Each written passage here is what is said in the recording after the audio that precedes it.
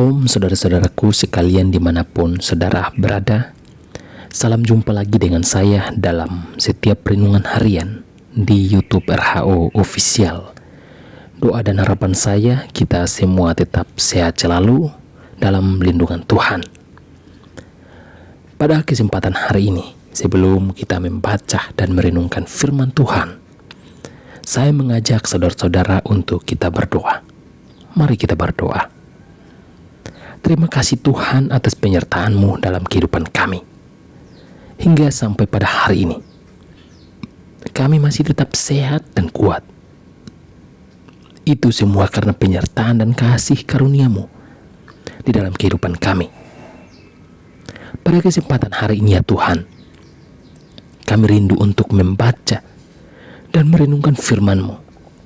Kiranya melalui firman Tuhan yang kami baca dan yang kami renungkan setiap hari, iman pertumbuhan kami semakin hari, semakin bertumbuh dan semakin dekat kepadamu ya Tuhan. Di dalam nama Tuhan Yesus Kristus, kami berdoa dan mengucap syukur, dan kami siap untuk membaca firman-Mu. Amin. Saudara-saudara yang terkasih di dalam nama Tuhan Yesus Kristus, firman Tuhan pada hari ini terambil dalam Markus pasal 8 ayat 31 sampai Markus pasal 9 ayat 1. Pemberitahuan pertama tentang penderitaan Yesus dan syarat-syarat mengikut Dia. Kemudian mulailah Yesus mengajarkan kepada mereka bahwa anak manusia harus menanggung banyak penderitaan dan ditolak oleh tua-tua, imam-imam kepala dan ahli-ahli Taurat, lalu dibunuh dan bangkit sesudah hari ketiga. Hal ini dikatakannya dengan terus terang, tetapi Petrus menarik Yesus ke samping dan menegur dia. Maka berpalinglah Yesus, dan sambil memandang murid-muridnya, ia memarahi Petrus. Katanya, "Enyalah iblis, sebab engkau bukan memikirkan apa yang dipikirkan Allah, melainkan apa yang dipikirkan manusia."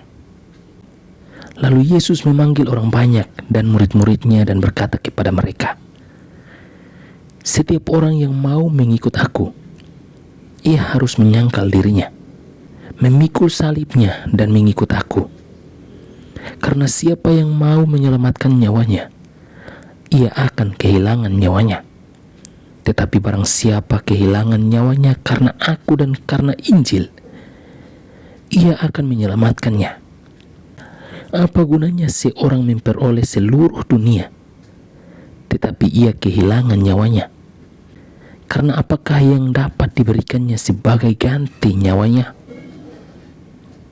Sebab barang siapa malu karena aku dan karena perkataanku di tengah-tengah angkatan yang tidak setia dan berdosa ini, Anak manusia pun akan malu karena orang itu apabila ia datang kelak dalam kemuliaan Bapaknya, diiringi malaikat-malaikat kudus."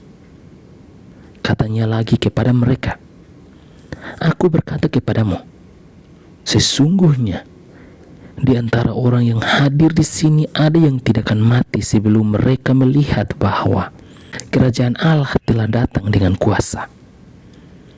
Demikian firman Tuhan.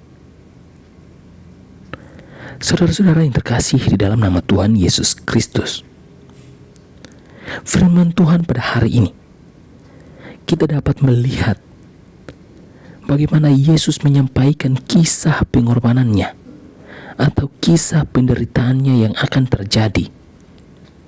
Ketika Yesus menyampaikan dengan terus terang apa yang akan terjadi pada dirinya sendiri, maka Petrus tidak menerima setiap informasi yang disampaikan oleh Yesus, sehingga Petrus menarik Yesus dan menegurnya.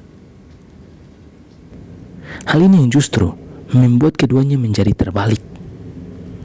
Yesus yang adalah seorang guru, Petrus yang adalah seorang murid. Justru Petrus, ia ingin melindungi Yesus, namun justru tindakannya itu yang mengakibatkan amarah Yesus kepadanya. Yesus berkata kepadanya, Enyalah iblis, sebab engkau bukan memikirkan apa yang dipikirkan Allah, melainkan apa yang dipikirkan manusia. Hal ini kita dapat belajar agar dimanapun kita berada, siapapun pemimpin kita, baik yang di gereja maupun di masyarakat atau di tempat kerja kita, apapun keputusannya, jika keputusannya itu baik, kita terima.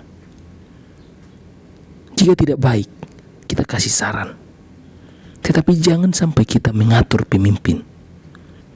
Kita harus menjaga pembicaraan kita dan tindakan kita dimanapun kita berada. Dan jalanilah setiap tugas dan tanggung jawab yang dipercayakan kepada kita. Dari firman Tuhan hari ini, kita dapat belajar agar dimanapun kita berada, teruslah kita percaya setiap pemimpin kita, hormati setiap pemimpin kita. Mari kita berdoa. Terima kasih Tuhan buat firman yang sudah kami pelajari pada hari ini.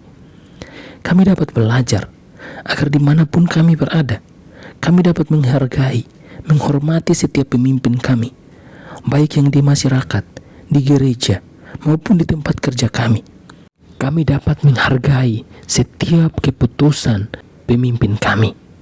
Kami juga berdoa agar dimanapun kami berada, kami terus taat terhadap firman-Mu, dan kami dapat melakukan setiap perintah-Mu di dalam kehidupan kami. Saat ini juga Tuhan, kami berdoa dan menyerahkan seluruh hidup kami ke dalam tangan kasih-Mu.